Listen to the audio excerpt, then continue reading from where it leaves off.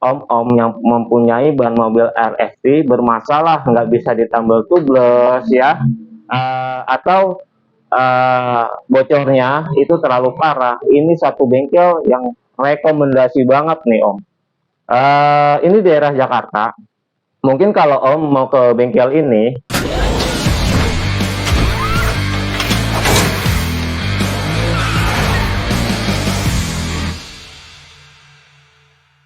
oke, selamat malam buat kawan-kawan dimanapun Anda berada. Di konten video kali ini, saya akan membuat sebuah reaction. Apa sih reaction video itu? Simple aja, reaction video itu maksudnya memberi reaksi ya, yang tentunya harus positif dan juga sifatnya membangun demi kebaikan. Nah, di sini ada satu bengkel tambal ban yang spesial, di mana pelanggannya itu kebanyakan kalau saya perhatiin itu mobil-mobil Sultan, Pak. Kacau dah. Oke, sebelum jauh ke video reactionnya, saya akan menyampaikan sesuatu tentang kejadian ya. Jadi begini, Pak. Eh, ada customer pelanggan itu ngirim via WA menanyakan tentang bannya ini ada masalah. Begitu saya buka WA-nya, wah bannya itu bolong Pak, sekitar 3 jari. Memang di situ dia bilang bannya baru beli sekitar 3 bulan. Nah, memang betul, yang namanya perbaikan ban atau tambal ban tip top itu biasanya dikenal yang namanya bisa membackup atau bisa mengatasi atau bisa menjadi solusi ketika ban itu bermasalah tidak bisa ditambal tubeless ya. Nah, di mana-mana tuh taunya coba dikerjakan menggunakan tambal tip top gitu. Jadi Pak, untuk kejadian cerita yang seperti itu, tidak semua ban yang memang kondisinya itu terlalu rusaknya parah, artinya seperti bolong perkiraan tuh 3 jari, itu tidak bisa tetap di backup menggunakan tambal tip top.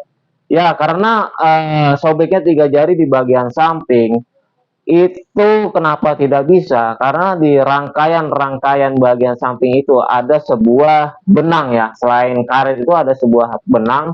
Nah, disitulah benang yang banyak sudah putus. Gitu. Makanya dari saya itu kalau yang rusaknya seperti itu pasti tidak akan saya garap gitu. Tapi saya bingung ya ketika pelanggan ini bertanya, solusinya seperti apa gitu, karena banyak baru. Nah, dia minta solusi. Itu yang kami hadapin, yang ketika ketemu pelanggan, solusinya apa selain ganti ban? Aduh, puyeng saya Pak kalau sudah dicecar itu pertanyaan seperti itu gitu. Jadi yang namanya ban itu dibeli kalau memang sudah bermasalah, artinya sudah tidak layak pakai, itu dibuang Pak, seperti makanan. Tidak seperti sebuah mesin yang punya rangkaian komponen beberapa part, artinya sebuah mesin, di dalam mesin part ini rusak, harus diganti. Nah, diganti terus dipasang lagi, mesin tersebut masih bisa hidup. Tetapi kalau dengan sebuah komponen yang bernama ban itu tidak bisa seperti itu Pak. Karena begini Pak, sebuah ban itu terbuat dari karet ya, karet alam dan karet sintetis atau karet buatan gitu. Apakah bentuk ban yang bulat itu semuanya menggunakan karet? Itu tidak Pak. Jadi pasti kita tahu bahwa itu ada lapisan tengah yang menggunakan kawat yang melingkar seperti sabuk. Sabuk, tahu ya sabuk ya Pak? Sabuk ikat pinggang. Jadi kalau sabuk ikat pinggang kita nggak pakai, itu kan bentuknya lurus. Tapi ketika kita pakai, itu nanti bentuknya bulat gitu, saling mengikat. Nah, seperti itu. Jika ban Anda itu, ban tubeless itu jenisnya ban radial, artinya bagian tengah itu sabuk yang menggunakan kawat. Tapi kalau ban Anda, ban tubeless itu jenisnya ban bias, berarti sabuk yang mengikat itu menggunakan benang. Nah, seperti itu Pak. Jadi nggak semua ban yang bermasalah itu nggak bisa ditubeless lalu solusinya ditambal titop. Itu tidak semua. Oke Pak, itu yang saya barusan disampaikan, itu yang seperti itu. tapi sebenarnya masih banyak yang perlu disampaikan. Nanti akan dilanjutkan ke session atau ke video selanjutnya. Oke, langsung ke reaction videonya. Jadi ini bisa buat rekomendasi buat om-om yang mempunyai ban mobil RFT bermasalah, nggak bisa ditambal tubles ya, atau bocornya itu terlalu parah. Ini satu bengkel yang rekomendasi banget nih om. Ini daerah Jakarta. Mungkin kalau om mau ke bengkel ini, biar lebih mudah saya tulis aja. Nanti link videonya saya taruh di bawah video saya ya. Ya mungkin saya lengkapi lah ya link videonya dan juga link channel YouTube-nya. Untuk mekanik bannya ini bernama Om Bob, orangnya sangat ramah. Saya pernah beberapa kali itu sempat ngobrol via WA, tapi tidak banyak dan tidak sering. Oke, bagaimana cara penanganannya bengkel ini? Kita lanjut aja langsung ke videonya. Mini Cooper ini memakai ban RFT. Bannya ditambal tubeless di bagian bahu, tetapi bocor lagi. Berikut adalah cara perbaikan ban RFT rusak di bagian bahu. Ini adalah data ban yang akan direparasi. Silahkan di-subscribe dulu sebelum kita lanjutkan.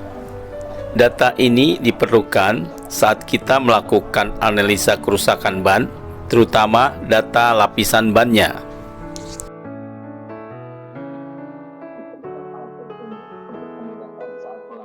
Diperlukan alter changer untuk memudahkan saat melakukan bongkar pasang ban dan terhindar dari kerusakan pada bagian bit. Untuk kerusakan gagal tambal tubeless seperti ini, diperlukan waktu 4 jaman. Tetapi bila hanya kena paku bisa lebih cepat. Sebagian besar kendaraan dengan ban asli bawaan atau OE original equipment-nya RFT tidak mempunyai ban cadangan. Begitu juga yang menggunakan ban tipis atau low profile.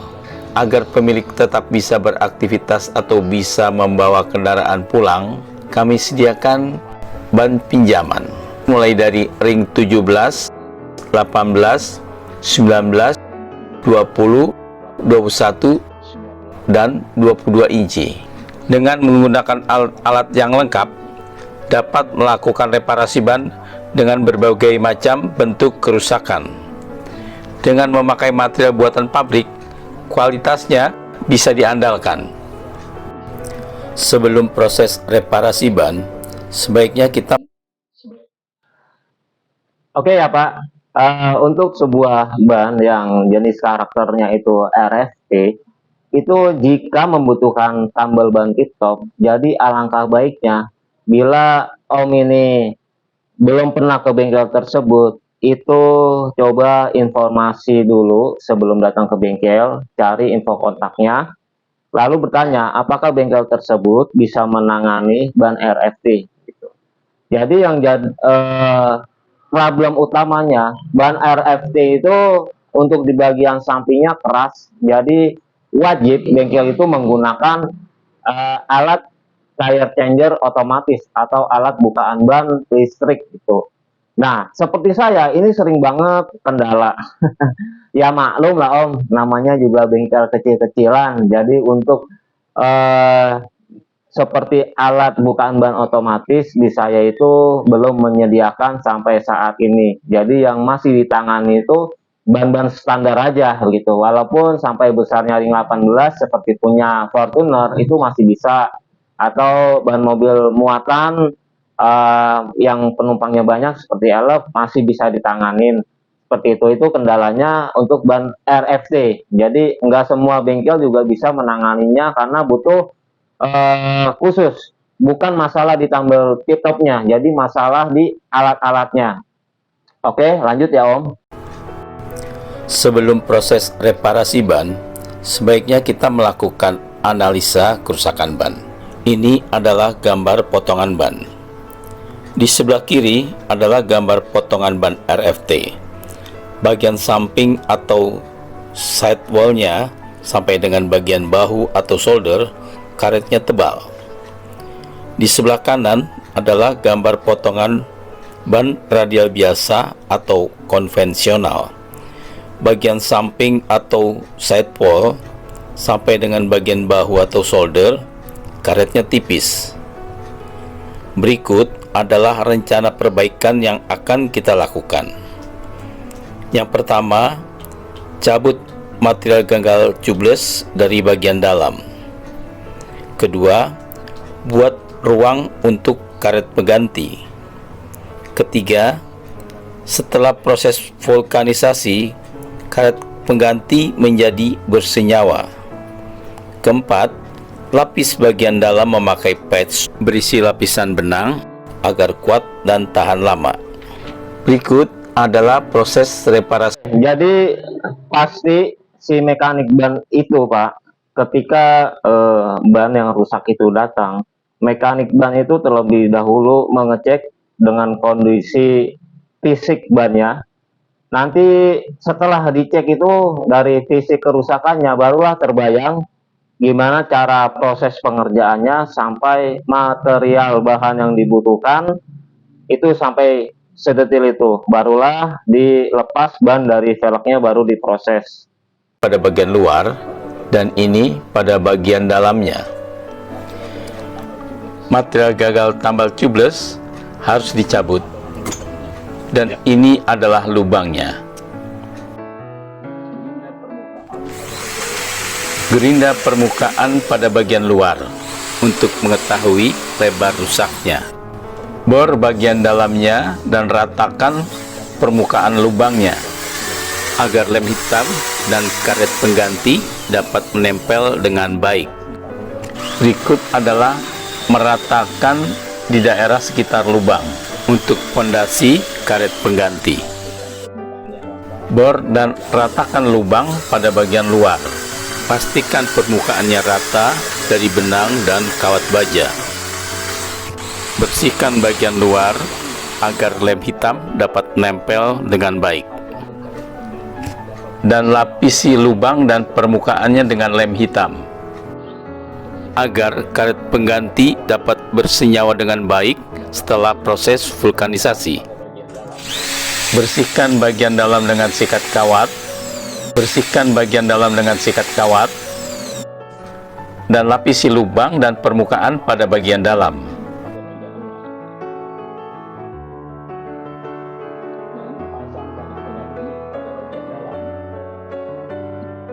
Pasang karet pengganti pada bagian luar dan pasang karet pengganti pada bagian dalam. Lakukan proses vulkanisasi dengan tire spotter kira-kira 2 jam. Ini adalah hasil proses vulkanisasi karet pengganti bersenyawa. Potong sisa karet pengganti yang bersenyawa. Hilangkan sisa karet pengganti yang menutup lubang kecil atau shape di sekitarnya. Potong karet pengganti seukuran dengan kerusakan ban.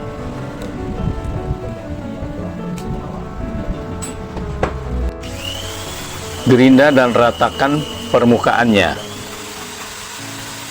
sehingga karet pengganti yang telah bersenyawa menjadi tipis. Haluskan permukaan dengan menggunakan amplas.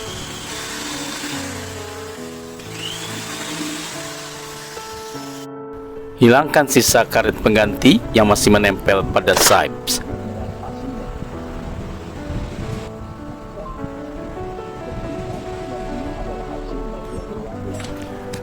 Membentuk permukaan mirip dengan aslinya. Bersihkan dan ini adalah hasil bagian luarnya. Ini adalah hasil proses vulkanisasi pada bagian dalam.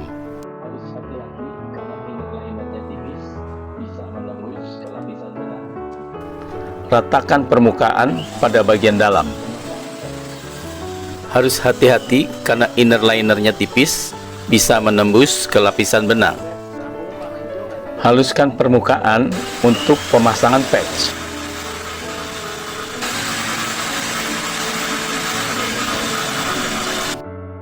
Bersihkan permukaan agar lem dapat menempel dengan baik. Lapisi seluruh permukaan dengan lem. Tunggu sekitar 3 menitan agar kering sebelum pemasangan patch. Cabut plastiknya dan pasangkan di tempat yang tepat.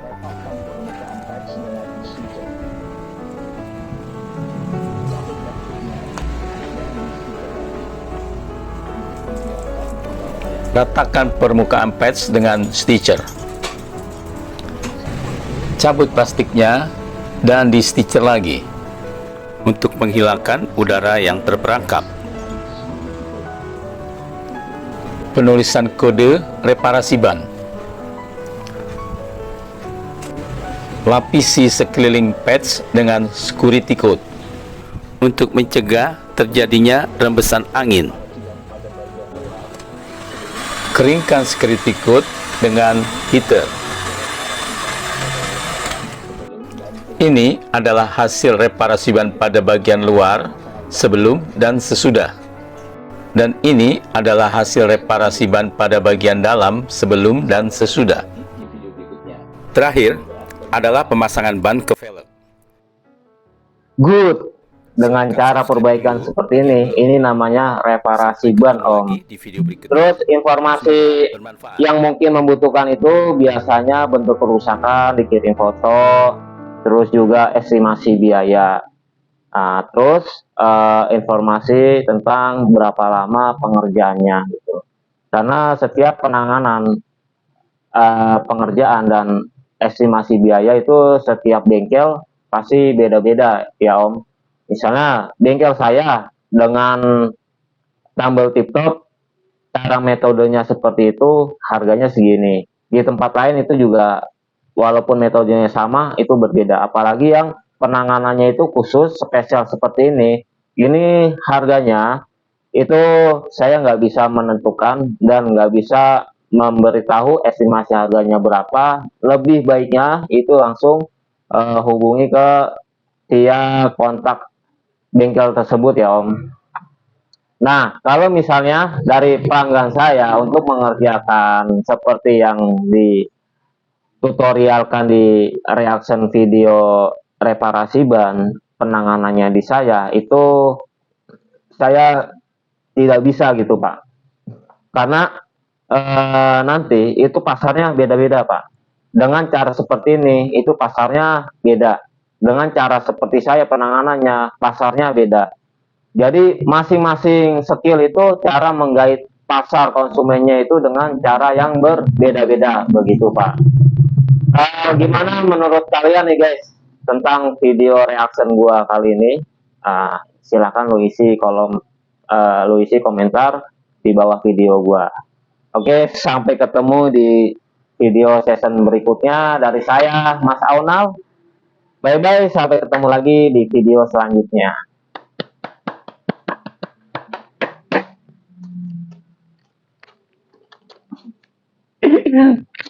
Belum dimatiin. Astaga, ya ampun, belum dimatiin. Oh iya.